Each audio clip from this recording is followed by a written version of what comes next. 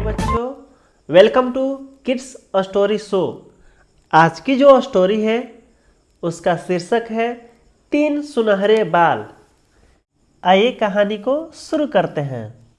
एक बार एक गांव में गरीब महिला रहती थी जिसका एक छोटा सा बच्चा था। गांव में रहने वाले लोग उसे भाग्यशाली बच्चा कहते थे। वे लोग कहा करते थे कि वह लड़का राजा की बेटी से विवाह करेगा। यह अफवाह राजा के कानों तक भी गई। राजा ने अपने धन में से लड़के की माँ को सोने के कुछ टुकड़े दिए और बच्चे को अपने साथ रख लिया। उसने बच्चे को एक बक्से में डाला और नदी में बहा दिया।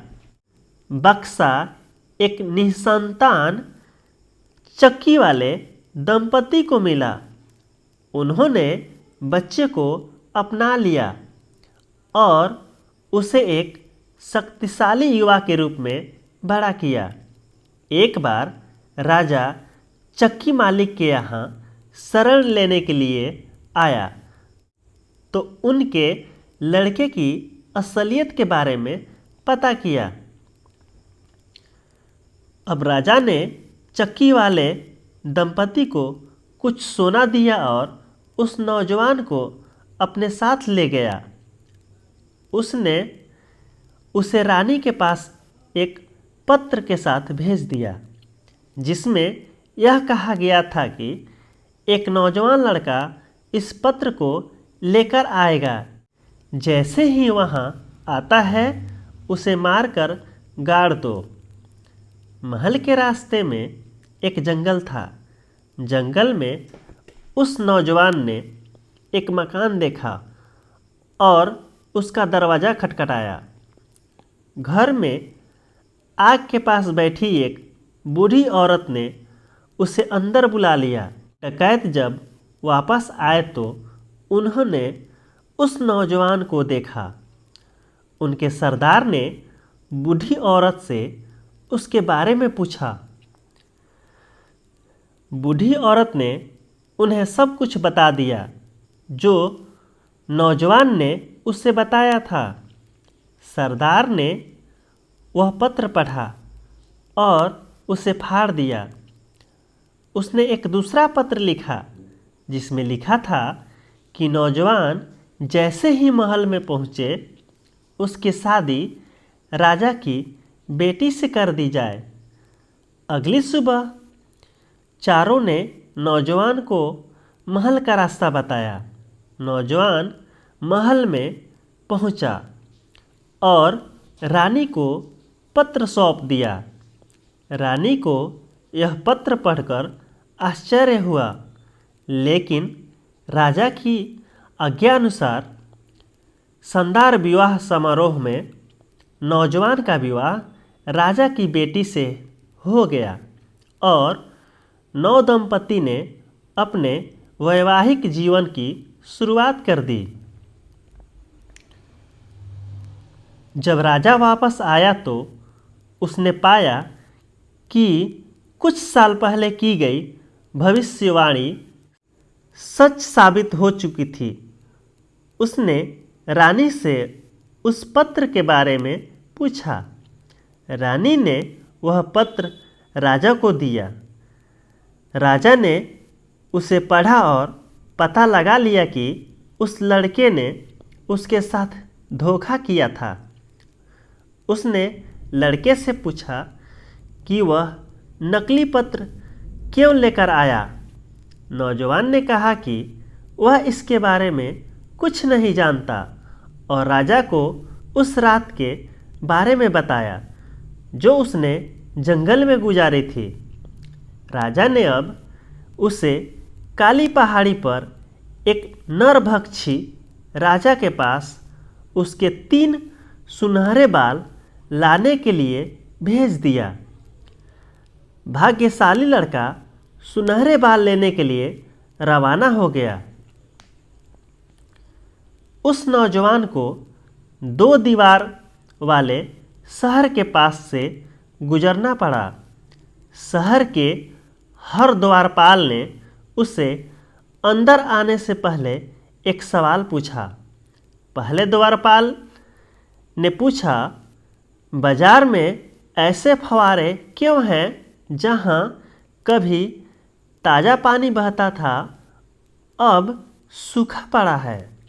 दूसरे ने पूछा, उस पेड़ में जहाँ पहले सुनहरे सेब लगते थे, लेकिन अब मुश्किल से एक पत्ती ही क्यों लगती है। रास्ते में एक लंबी नदी मिली।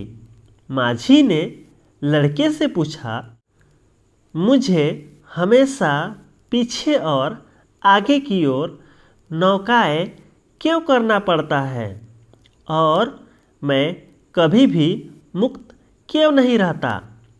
नौजवान ने उन्हें उनके सवाल के जवाब ढूंढकर लाने का वादा किया। वह काले पहाड़ पर पहुंच गया और वहां उसे दुष्ट राजा की दादी मिली। उसने दादी को अपनी मनसा के बारे में बताई। दादी माँ को उस पर दया आ गई। उन्होंने उसे चींटी बना दिया। जब दुष्ट राजा वहां आया तो उसे इंसानी मांस की गंध आई। उसने घर का कोना कोना खोजा, लेकिन उसे कुछ नहीं मिला। जब वह सो गया तो दादी ने उसकी दाढ़ी से 3 सुनहरे बाल तोड़ लिए और राजा को जगाकर उससे तीनों सवालों के जवाब भी पूछ लिए। पहले सवाल का जवाब देते हुए उसने कहा, उस कुएं के तले में मेढक बैठा हुआ है और फव्वारे को पानी पहुंचाता है। यदि उस मेढक को मार दे तो पानी जल्द ही आने लगेगा। दूसरे सवाल के जवाब में उसने कहा, उसकी जड़ों में एक चूहा रहता है। यदि उस चूहे को मार दे तो उन्हें दोबारा से सुनहरे सेब मिलने लगेंगे। तीसरे सवाल का जवाब था, नाविक को अपनी पतवार उस व्यक्ति को दे देनी चाहिए जो उसे दूसरी तरफ चलाना चाहता है और वह अन्य व्यक्ति होगा जिसे नाव पर ध्यान देना होगा। इस प्रकार बूढ़ा नाविक नदी के किनारे चला जाएगा और पक्षी की तरह मुक्त हो जाएगा। दुष्ट राजा दोबारा से सोने चला गया।